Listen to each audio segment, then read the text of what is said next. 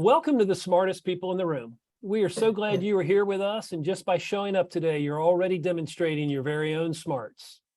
Today, I am pleased to feature not the normal two, but three absolute rock star guests. All three are incredibly accomplished musicians, and among the many things they share in common is one really interesting music creation tool called the Nashville number system.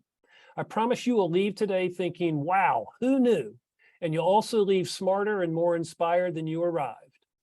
Before we get started, please let me take care of some business. First, to the audience, please feel free to introduce yourselves in the chat window. The reason we do these webinars is twofold. First, we want to showcase really smart people and the amazing work they do day to day in the music industry. But the second reason is a bit more nuanced. Many of you know that I am a music industry headhunter. I run the music practice at Turnkey ZRG, and I place music executives in roles throughout the industry. So by definition and function, I help people connect with companies. In this series, my goal is to help you make more connections, and I invite you to take full advantage of that opportunity. Specifically, I invite you to engage with the speakers and the other attendees in the chat of the Zoom. Please introduce yourselves, share your LinkedIn profile, say hello to your friends, and please make some new ones. And ask questions of our speakers. We will try to address as many of those as possible during the session. Also, this is important. Please make sure your chat, is set to address everyone, not just the speakers. I want to thank our program sponsors for without their support, we could not keep this free. Special thank you to First Horizon Bank, Turnkey ZRG, the Tennessee Entertainment Commission, MedJet, Tennessee Brew Works, Project Music, and Cushmaster's brand of CBD products.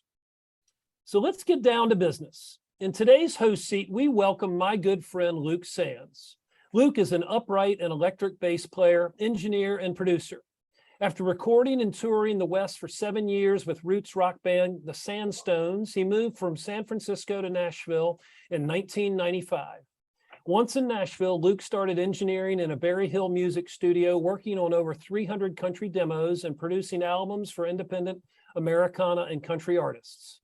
Luke currently co-produces the Tie-Dye Jam at the 5 Spot, which is a collaborative monthly music event featuring local Americana and/or jam artists. Luke currently plays bass with the Grateful Dead tribute band called Tennessee Dead, acoustic folk and rock band called Bon Aqua, and the bluegrass combo, the Tennessee Warblers, as well as various singers and songwriters. Welcome, Luke. Glad to have you, brother. Thank you, Tom. And joining Luke as today's featured guests are two more Nashville music icons. First is Dave Pomeroy. Dave is a bassist, songwriter, and producer who's lived and worked in Nashville for 45 years. He's played on more than 500 albums with artists including Emmylou Harris, Elton John, Trisha Yearwood, Earl Scruggs, and Alison Krauss. He's played live with Don Williams, Willie Nelson, John Fogerty, and on TV with Chet Atkins, Vince Gill, and Earl Klugh. Dave won the Nashville Music Awards for Studio Musician of the Year, Jazz Band of the Year, and Bassist of the Year, and has raised over almost $500,000 for Nashville's Room in the Inn homeless program with his annual Nashville Unlimited Christmas benefit concerts. He's released 14 of his own projects on his label Earwave Records since 1989. A longtime advocate for musicians, Dave was elected president of the Nashville Musicians Association AFM Local 257 in 2008 and has been reelected 4 times. In 2010, he was elected to the International Executive Board of the American Federation of Musicians and has been reelected there 4 times as well. Still active as a musician, he continues to balance his passion for helping musicians with his first love, playing the bass, and making music that has a positive effect on the world. Welcome, Dave. Glad to have you, brother. Very glad to be here. Thanks for the invite. Glad that we've got a nice audience here too. Amen. And joining these two rock stars, I am pleased to introduce the one and only Charlie McCoy. Charlie is a Grammy-winning artist, CMA award-winning musician, and multi-instrumentalist, and a member of the Country Music Hall of Fame. And this is just the tip of the iceberg in terms of his many accomplishments. There are numerous super session musicians in Nashville, but very few with the longevity of Charlie. In addition to being a fixture in Nashville studios for over 60 years, He's also had his own recording career going full tilt. He's recorded 44 solo albums. He served as the music director for 18 years for the syndicated television series Hee Haw. Charlie began working sessions in the early 60s, one of the first being Candyman by Roy Orbison. Shortly after the release of Candyman, Charlie became one of the in-demand session players in Nashville.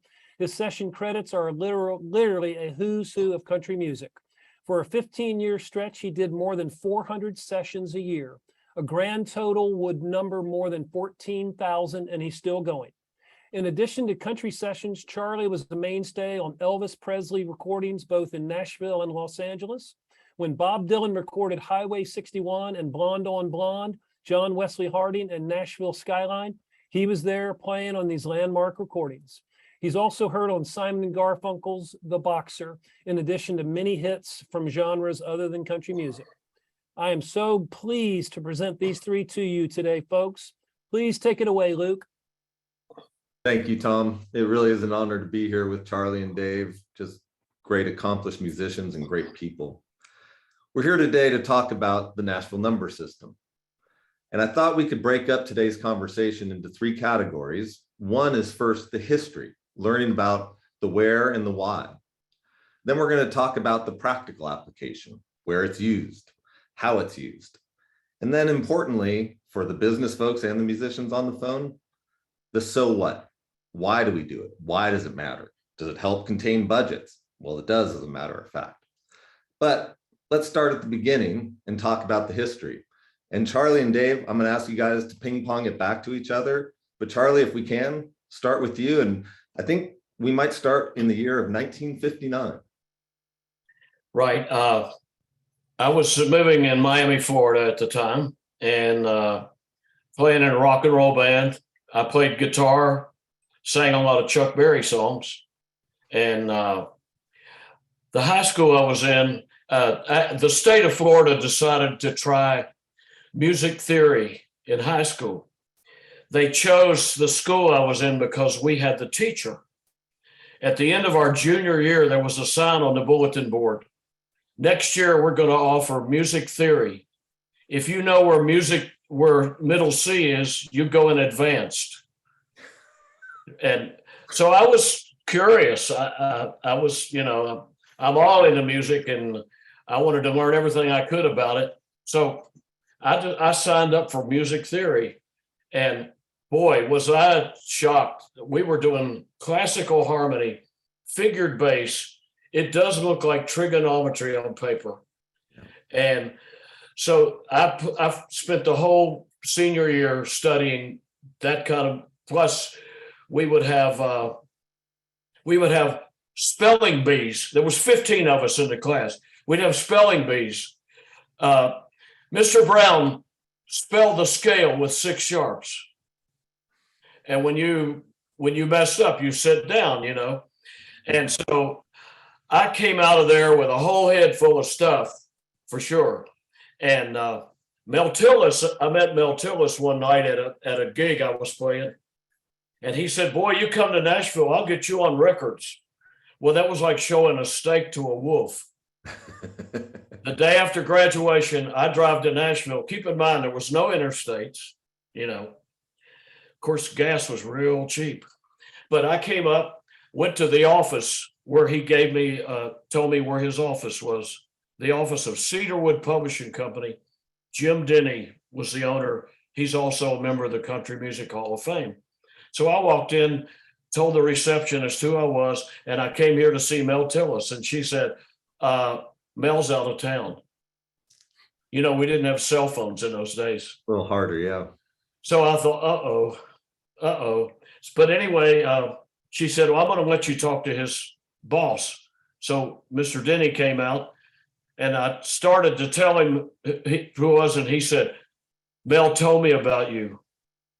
You want some auditions?" Yes. So we went and auditioned. I auditioned for Chet Atkins and Owen Bradley. I did not know who they were.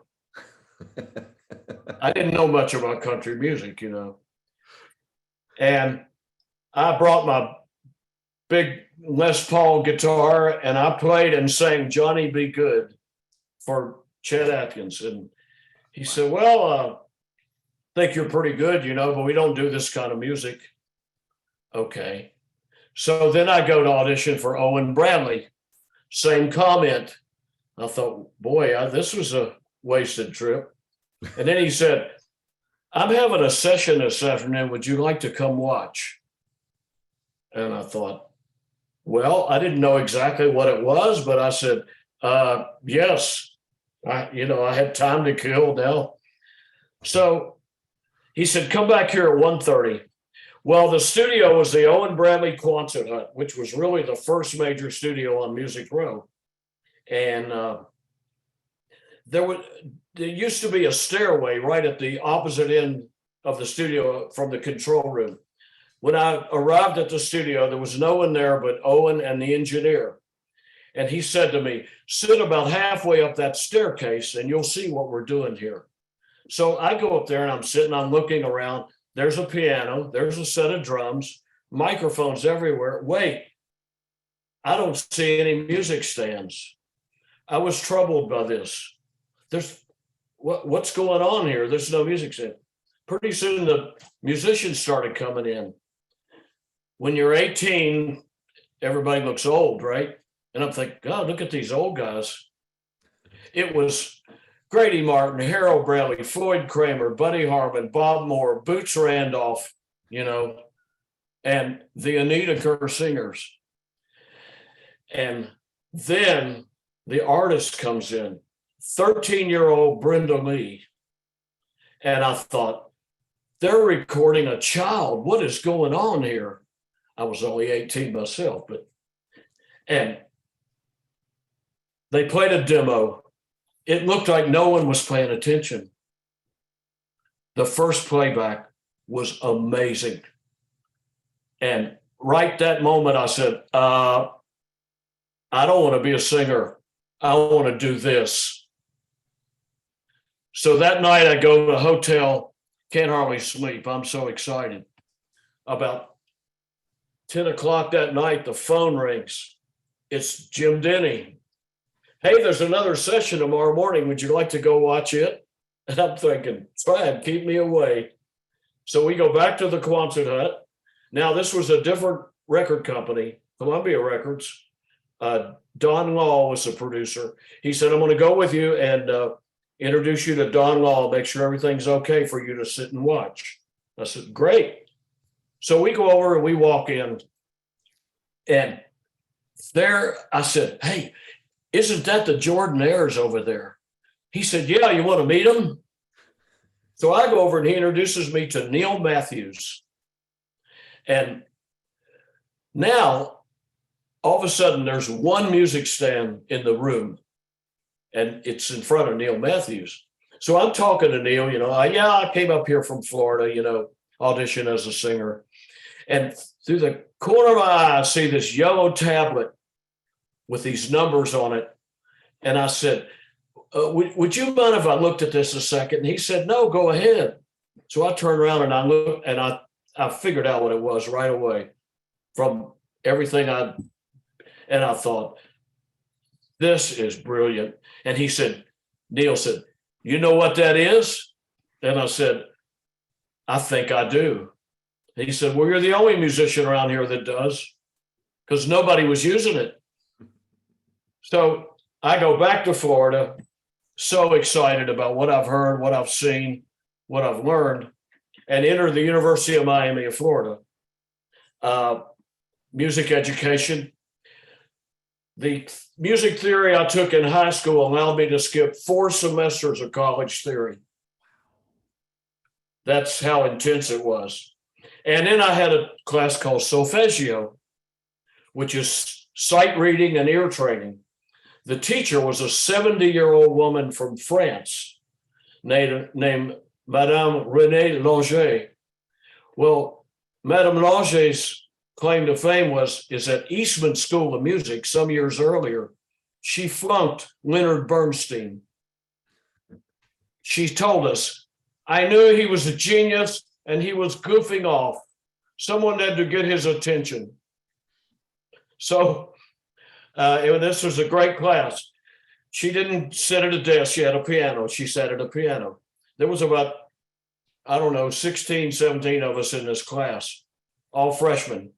And the first day of class, we walk in, she puts the sustain pedal down and hits an A on the piano and lets it ring and ring until it dies out. And everybody in the room figured something's coming from this. Second day, same thing. About a week passes, and one day after it's been gone, the tone has been gone for a couple of minutes. She's, Mr. Brown, sing the note I just played. And from that moment on, she had everybody's undivided attention. And so, and then it would be later, Mrs. Brown, sing a perfect fifth. You know, I mean, this was heavyweight stuff.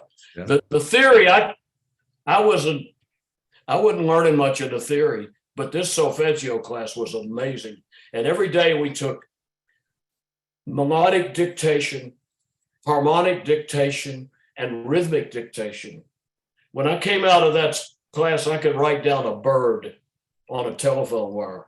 Anyway, so as the year passed, I kept thinking more and more and more about Nashville. And finally, I got called by a songwriter friend. He's actually a member of the Nashville Songwriters Hall of Fame. His name is Kent Westbury. He's had a lot of amazing recordings. You know, he wrote Love on a Hot Afternoon by Gene Watson. He also had a cut by the Beatles, you know. Anyway, he said, man, I got a guitar job up here. And I was thinking, this could be my ticket.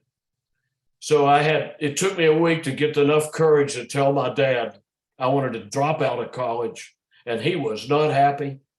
He was very not happy, disappointed, because it was his dream for his son to go to college.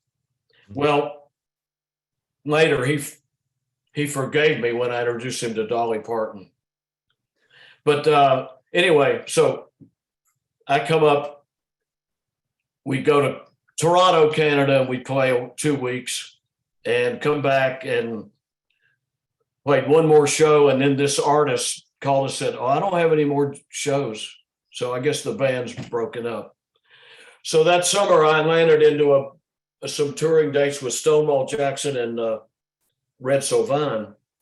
But so time passes. Kent Westbury writes, him and Mary John Wilkin are writing this song one day, and they said, listen, why don't you get your harmonica and play along with us?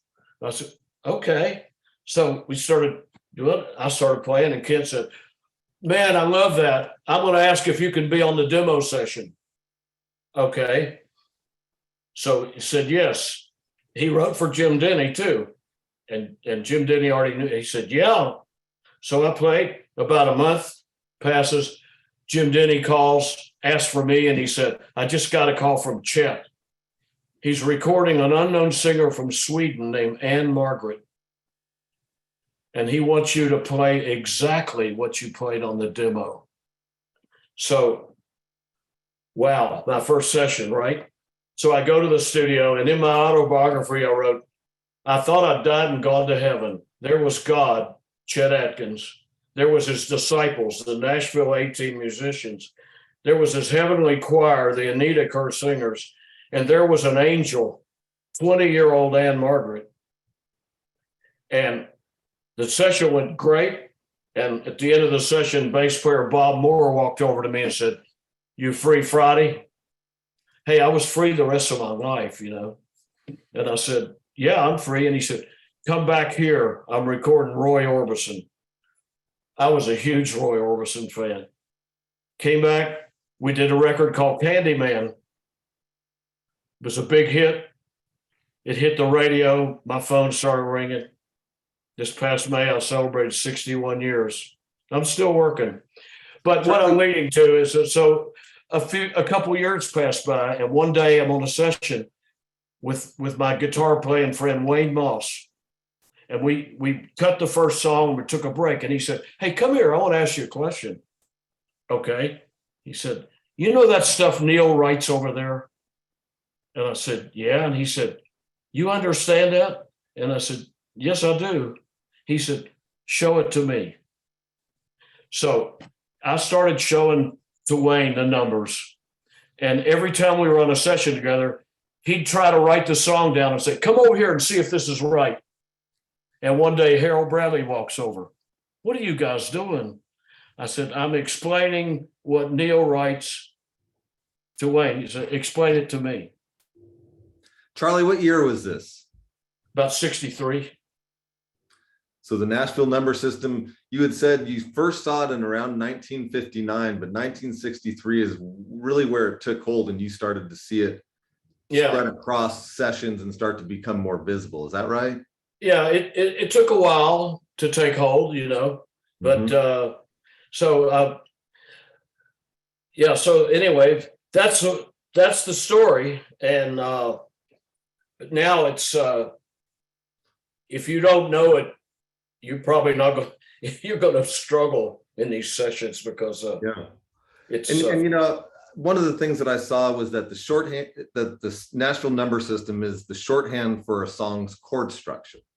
And so when you think about that and the way that it came together and your early beginnings with it and the way you started showing folks, Dave, when we think about Charlie's history and how he started that and really started to bring it to life, tie together some of the history of it with your more practical experiences in, I guess, really the 80s is when you started probably first seeing it, Dave? Right. Well, I actually moved to Nashville 45 years ago yesterday, 1977. And one of my very first nights in town, I went down to Lower Broadway, which is very different than it is now, to a club called Demon's Den. And the singer was singing and he was flashing these numbers behind his back as he's singing. And I don't know any country songs. So I'm sitting in hoping they're going to do blues or something. And I look over at the guitar player or somebody, I say, what's he doing? What's he doing? And it's like, it's the numbers, man. I'm like, the numbers, isn't that gambling or something? I never heard of the numbers. Seriously. And it was like, no, man, it's the chords, do, re, mi. And it's like, oh, okay. And I tried to just do what I'd always done, which is memorize songs. And then when I've got my first road gig, it was with a guy named Sleepy LaBeef, who never had a chart, never had a rehearsal, just played one song after another and had a repertoire of like 10,000 songs. And I just learned how to watch the back of the guitar neck, listen to the melody. And I learned, it kind of helped my ear training and also a certain knowledge of songs.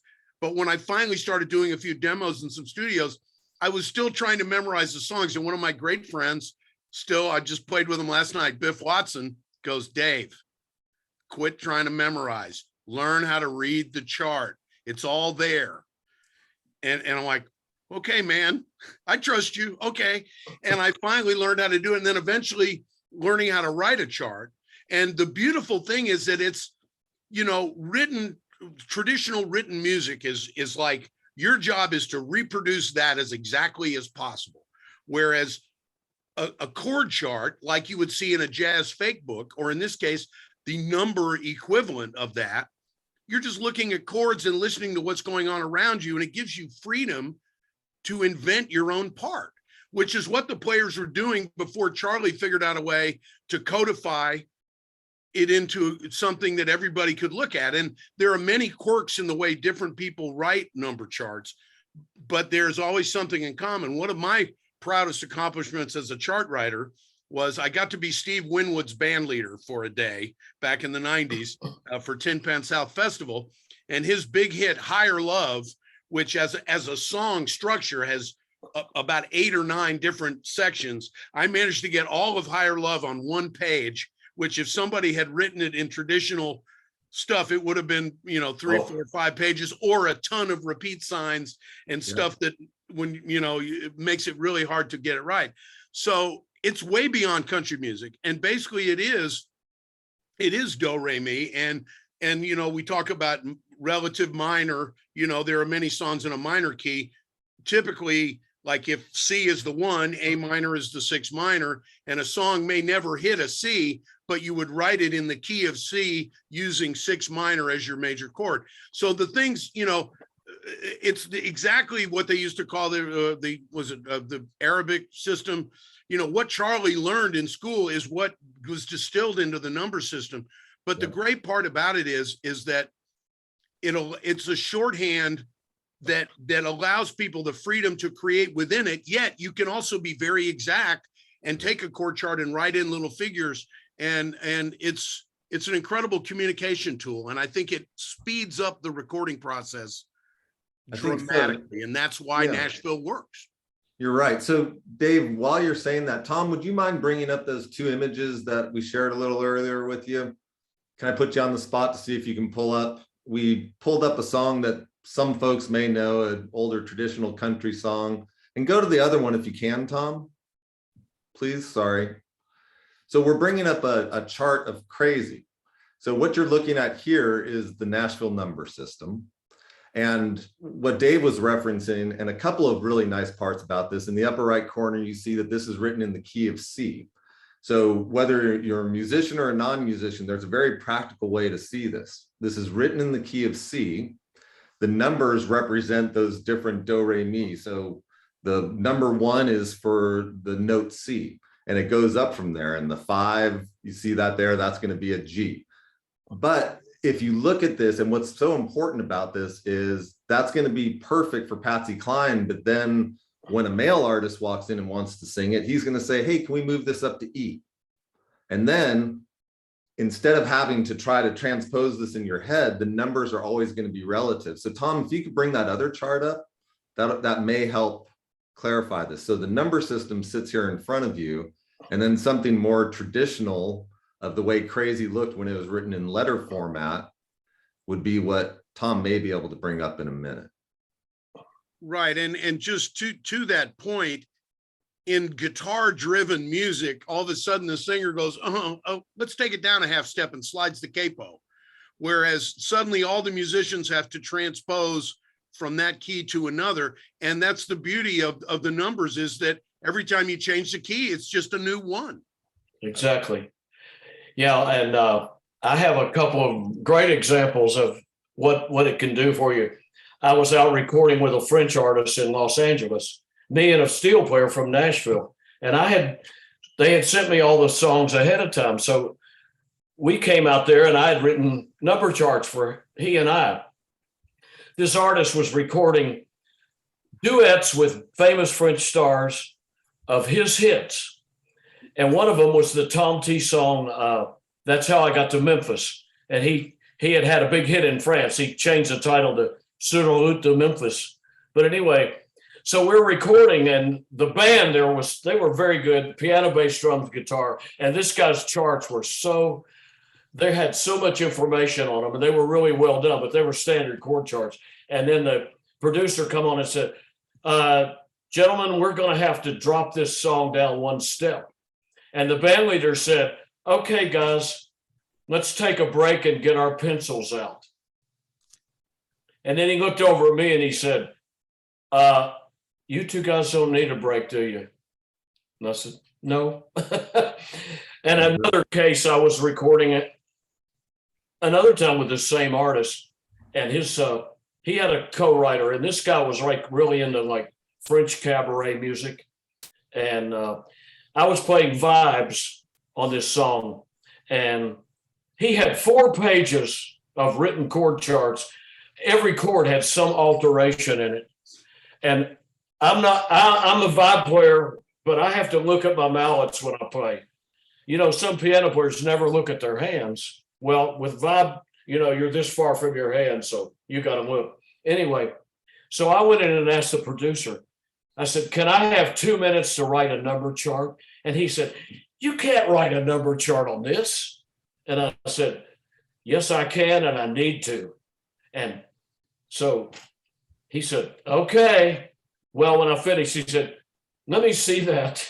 And I wrote it on 1 page, and I handed it to him. He said, it looks like trigonometry. So that's 2 cases where it really, really came in handy.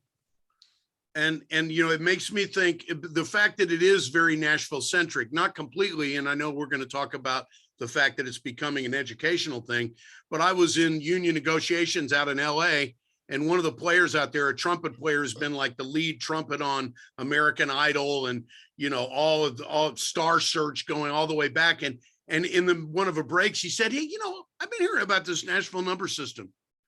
Can you show that to me?" This is like one of the best sight readers in the history of trumpet playing. And I pulled up some charts, and he was blown away. He goes, "That makes perfect sense." Yeah. And it's just another way of shorthand. I know there was a comment about the old in the chat about Roman numerals, 1 V. It is the same thing. It's do re mi. It's just a simpler way to do it. And in the land of transposition and capos and tuning down, it makes so much sense to be able to reset your mind to the new key without having to do this extra step of transposing. Yes, there are classical musicians and people who can transpose, a flatted fifth away perfectly the first time, but not very many. This is true. And you both touched on something that I think is so important is the Nashville number system also leaves room for the great musician to interpret and bring their own feel and their own licks instead of having it written out note for note. If you're going from a 1 to a 6 minor, there's a few different ways to get there. And how you color that, whether you're playing a pedal steel or playing the bass or the piano or the harp, all of us have different vehicles or different licks that we use to get to those different numbers. Can you touch on that a little bit about that, the allowance for the interpretation and how it makes it a little more free for the musician and the value of that? The Nashville recording thing was a total brilliant ideas. Owen Bradley and Harold Bradley talking one day, and the Grand Ole Opry artists have to go to some other place to make their records. This is stupid. They need to make them here. They live here. We've got the musicians here.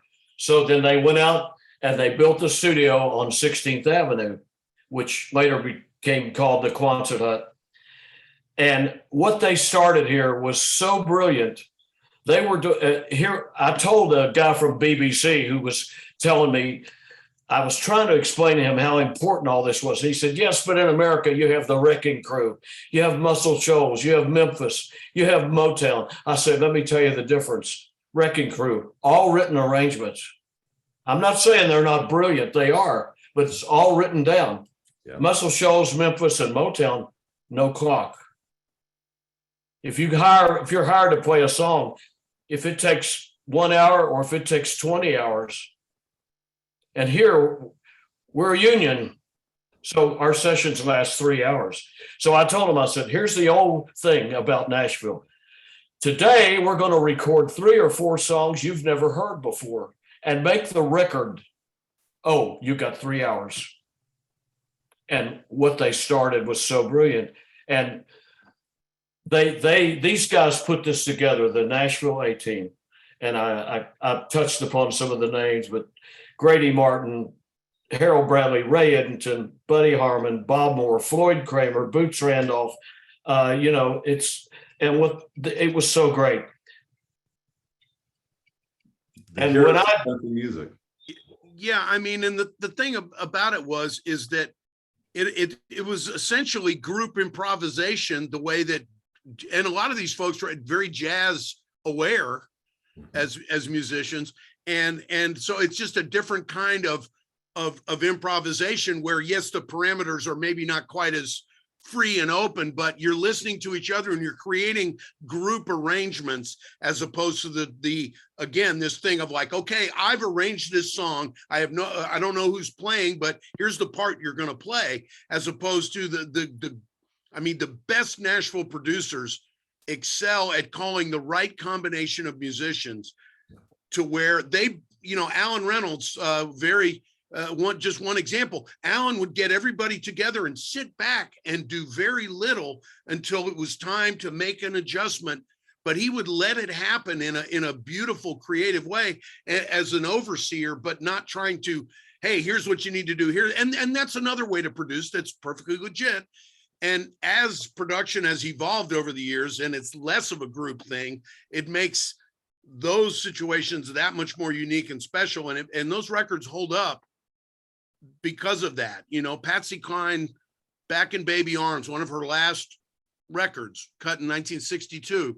Mazda used it for 2 years as a commercial about 5 years ago. And we were able to, because it was on a union contract, everybody got paid. And a 90-year-old violin player named Soli Fott came in, and he was in the string section, came in and picked up a check for $2,000 for a session that he made $57 for in 1962.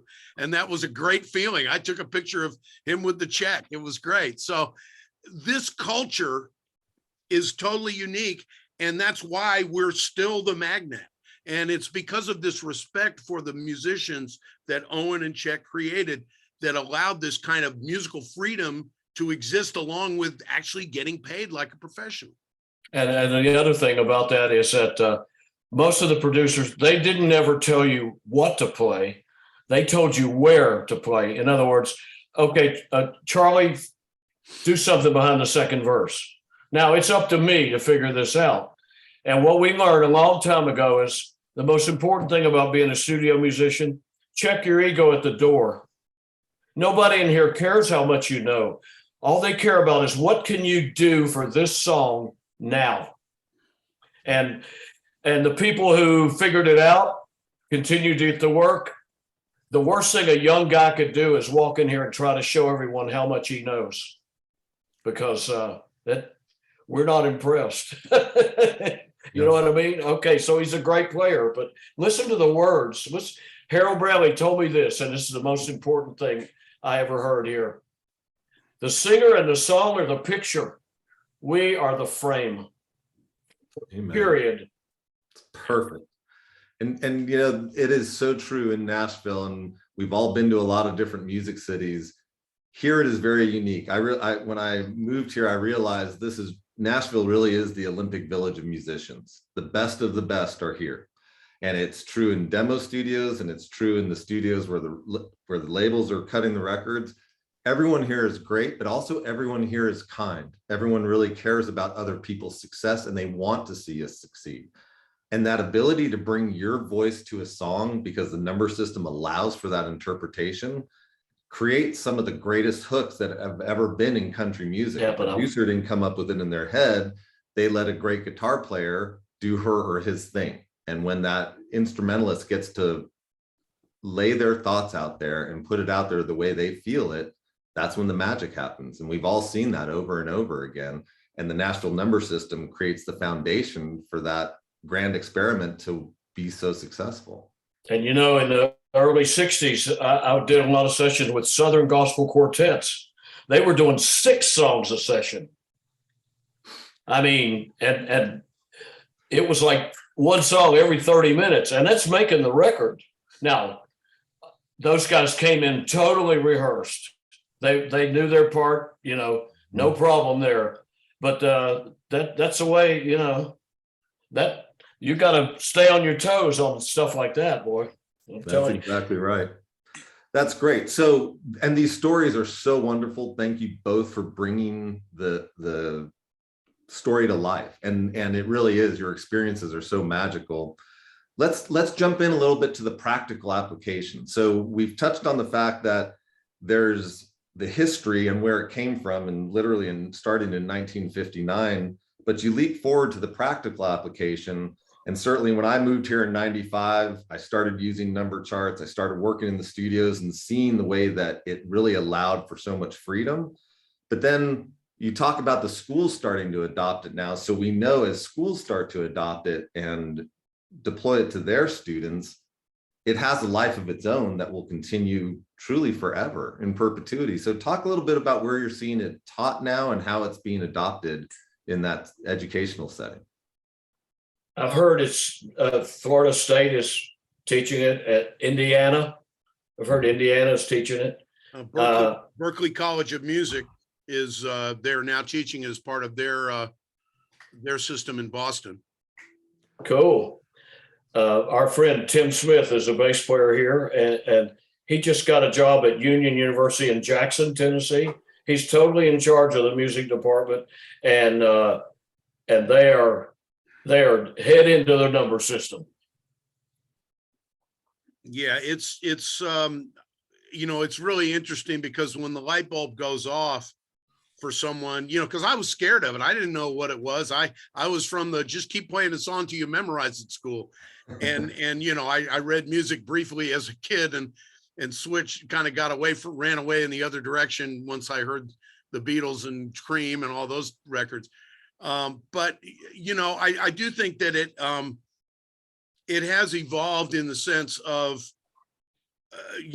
being a legitimate thing and not just, oh, that's what those hillbillies do down in Nashville. I think a lot of what we've been trying to do over the last couple of decades is just get people to understand that no one ever called Nashville Country Music City, USA.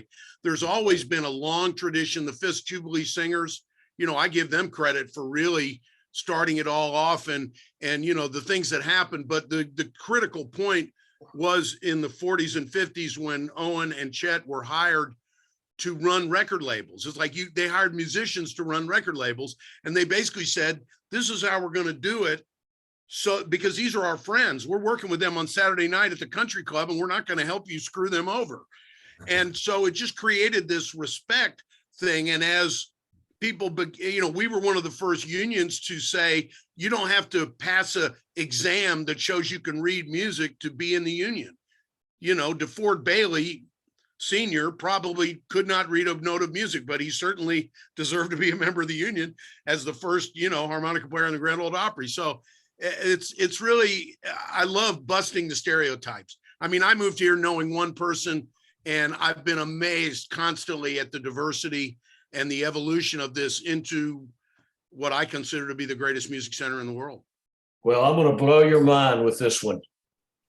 You mentioned in the start that I made 45 solo albums.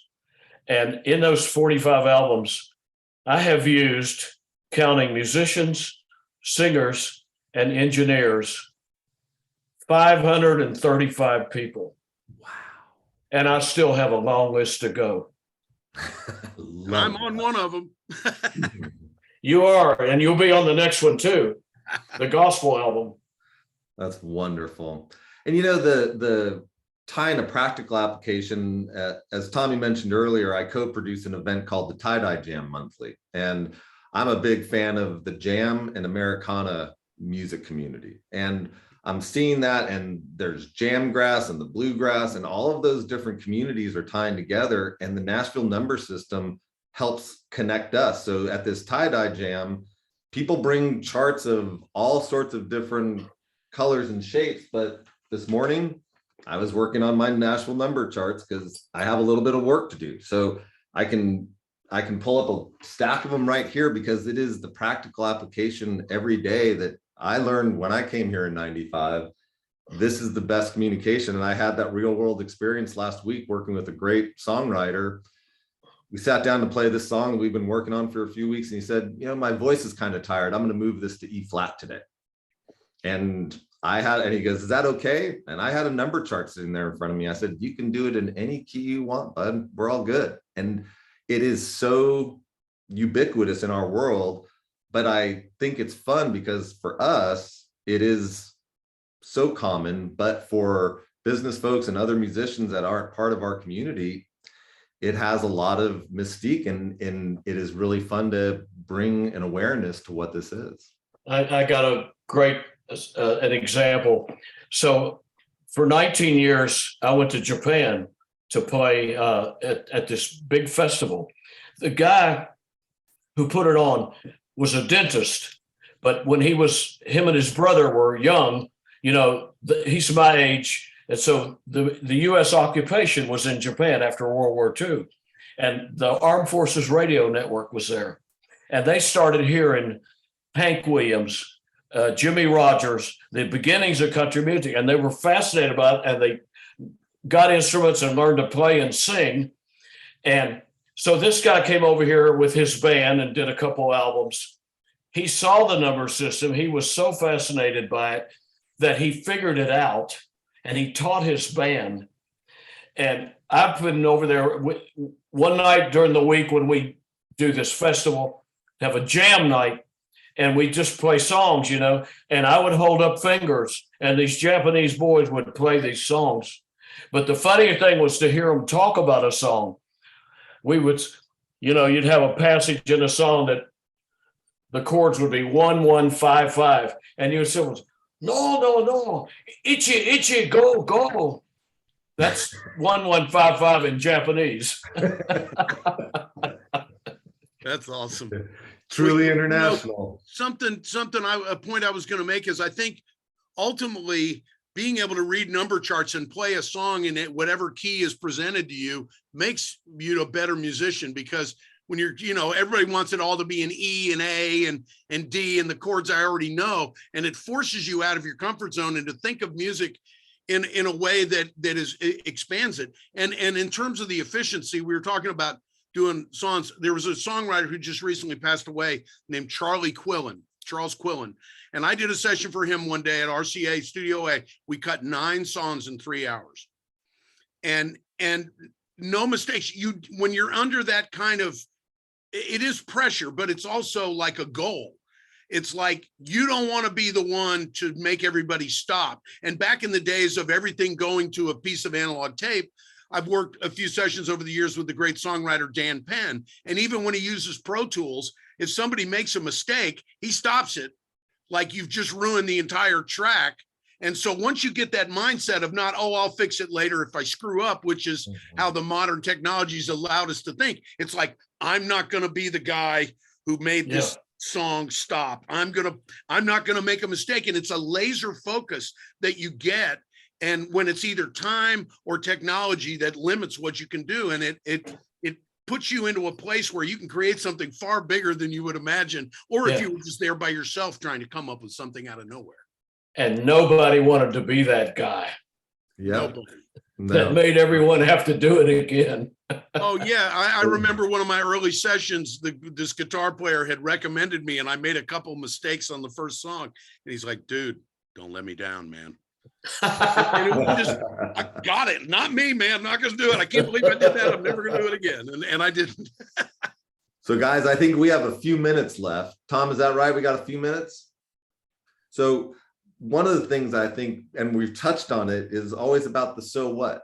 And I think there's a so what. Why does it matter for both players and business people?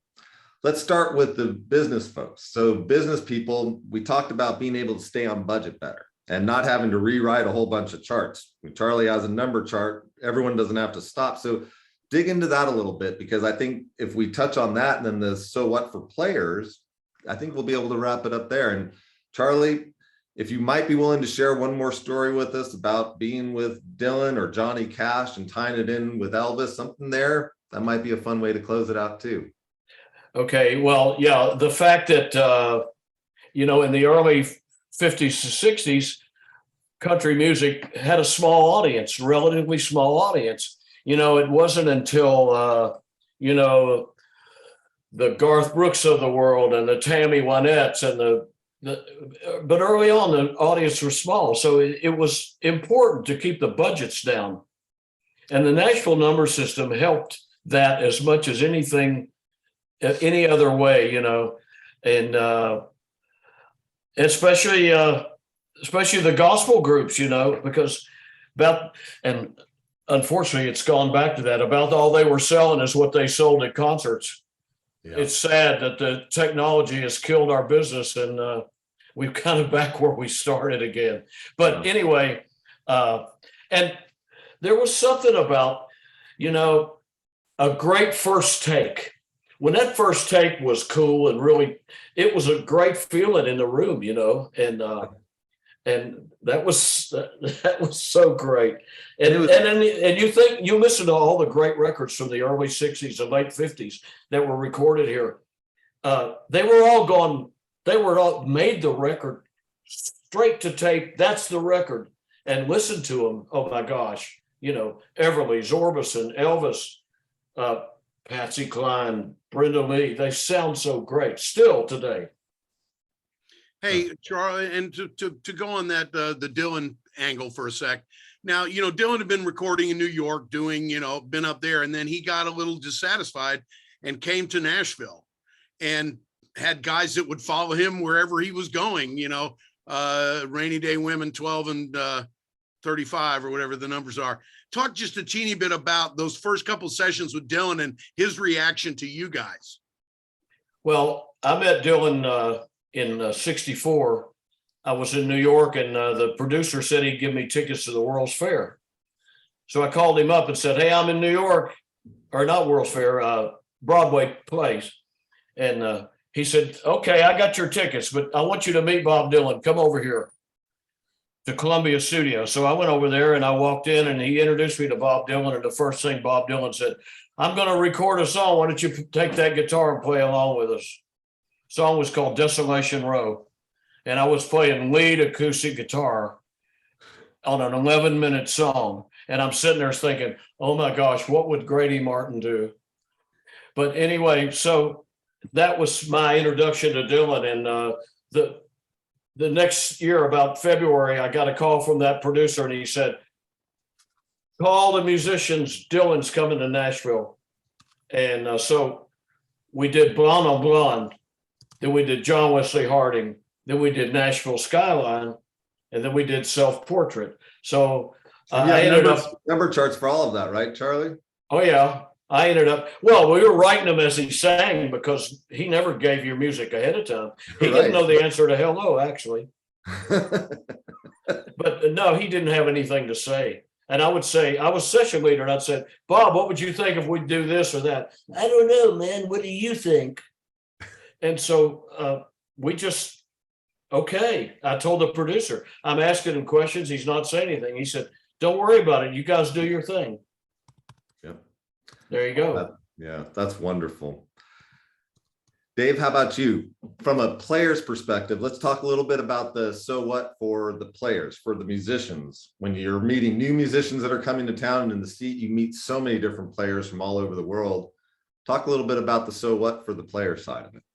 Well, I think it's one of those things where it's sort of like if you move to a foreign country, eventually you're going to need to learn some of the language so that you can get a cup of coffee, and so I think the beauty of it for a musician is, and a lot of it has to do with who's calling you and, but every musician has strengths and weaknesses.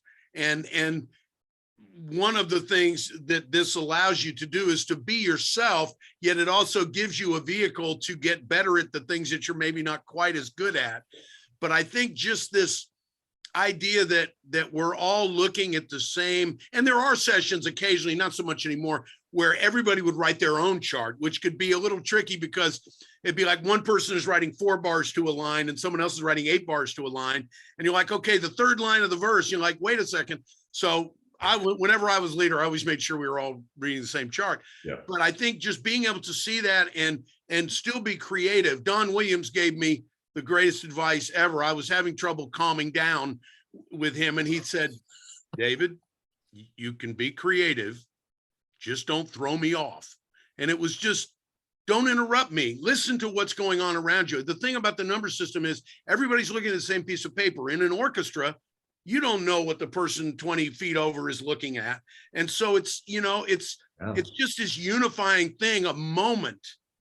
And now even with overdubs, that gets less than somewhat, but there's nothing like a bunch of people in the room being able to be themselves. And it's like, and the producers and the leaders learn, oh, we want more of a rock thing here. Let's call that guy. Like right at the point where country music was changing, someone like Tom Bukovac comes to town. He's a rock and roll dude. And all of a sudden he's on tons of country records because it's evolving. Jay Joyce, who I knew as a alt rocker, rebel punk dude, is now one of the very most famous country producers. In fact, he's the cover story on our next magazine because it's such an interesting journey. But that's what Nashville does. It brings, Lord knows, I just wanted to be in a band that people liked. I didn't know there were any other jobs. And 45 years later, I'm president of the Musicians Union. How did that happen? I don't even really know. It just, one door leads to another door. And I think having the communication skills in the studio because you're looking at the same thing. And the last thing I would say, you mentioned earlier, Luke, about people being kind. Part of being a successful studio musician is being someone that people want to hang out with. Absolutely. Not how many paradiddles can he do in one bar, or Yeah. or how many, Eddie Van Halen licks can we fit in 2 measures. It's about fitting in. It's about communicating and being I call it the hang factor. Yeah. Call people you want to be in the studio with, because not only are they great musicians that you love the way they play, but you also like them as people. So it's like friends working together in a really open, creative way. And it's the greatest thing ever. I love it. I love that, Dave. And you said that so well, because I am a big fan of the human spirit. And I think that's where the human spirit comes to life at its very best. And you just said that so well. Charlie, your stories today were incredible. The chat has been going off. Everything that you've said and shared has struck a chord, no pun intended, with so many different folks here. Thank you so much. Dave, thank you for your leadership in the musicians community. Thank you for all you do for all these wonderful folks. And Tom Truitt, I gotta say, we are so lucky you build this great event. The smartest person in the room, but you are the smartest person in the room every time you walk in, Tom. Thank you for being you, and thank you for doing over 140 of these events. Hey, I was just say one more thing. The best book on the national number system is written by a guy named Chaz Williams, Chaz Williams. No, it's He S, really- I think. It's S, I believe. CHAS. I played a gig with him appreciate it. Sunday. He is a great dobro. Yeah, Sunday morning, he's a great dobro player too. And he had charts. If I didn't know a song we were about to play, he just handed me his iPad and goes, "Here's a number chart." It was Okay. fantastic. Yeah. And, as long as I'm here, 45 albums, 3 EPs, an instructional DVD, and an autobiography, charliemccoy.com. Go buy them all, everybody. Awesome. I got one other thing I did want to say. There is legislation in Congress that just moved forward slowly but surely, called the American Music Fairness Act. All over the world, except for Iran, China, and North Korea, we're the only other country that doesn't pay artists, labels, and musicians for the exhibition of their work on, or the playing of their work on AM/FM radio. So we hope that you will reach out to your Congress people. This is going to free up. It's going to be affordable for AM/FM and the small stations. There's a lot of adjustments made, but what it's going to do is free up hundreds of millions of dollars that are owed to American musicians for our work being exhibited in other countries who won't pay us because we don't pay them for the tiny amount of music from their country that we play over here. It's like at least a 4-to-1, if not a 5-to-1 trade imbalance. So if you can support it, it will be good for everyone. It'll help keep the music business alive. And Tom, thank you for organizing this. Luke, for moderating. And, Charlie McCoy is like the coolest guy ever. So how lucky am I? We're all very Well, lucky. On behalf of the audience, let me give you three a loud ovation. Wonderful job by all three of you today. Charlie, you're a living legend, and just keep going, brother. Many, many, many more sessions and records and Well, stars. thank you. I feel like I'm the most blessed man in America, and I'm still excited about music. Amen. Thank you, Dave. Charlie. Dave, Amen. keep doing what you're doing. You really ought to become a little bit more passionate about it, okay? I'm just saying. Well, yeah, nobody wants my job. I'm trying to pace myself. But in all honesty, it's been my honor to try to, we've moved the union a long way. We're about to celebrate our 120th anniversary, and we've been seeing a wonderful influx of young, diverse musicians in every way. And it's really exciting to see that, Nashville's a place, unlike Austin and some other places, where you can get paid and still be cool. Those things are not mutually exclusive. Right. Pay for art. Thanks And so Luke- much. Luke, thank you for an incredible job of moderating. I think I'm going to have you back soon. To Sounds the great. audience, thanks for coming. You got a treat today. I promise you'd leave here more inspired and smarter. Honestly, I think you got your face ripped off and you're blown away. So great job to you guys. We will see you in 2 weeks. We're not here next week, but we'll see you in 2 weeks. Meanwhile, get out and see some live music and be nice to each other. Thank you, Later. Tom. Thanks, everybody.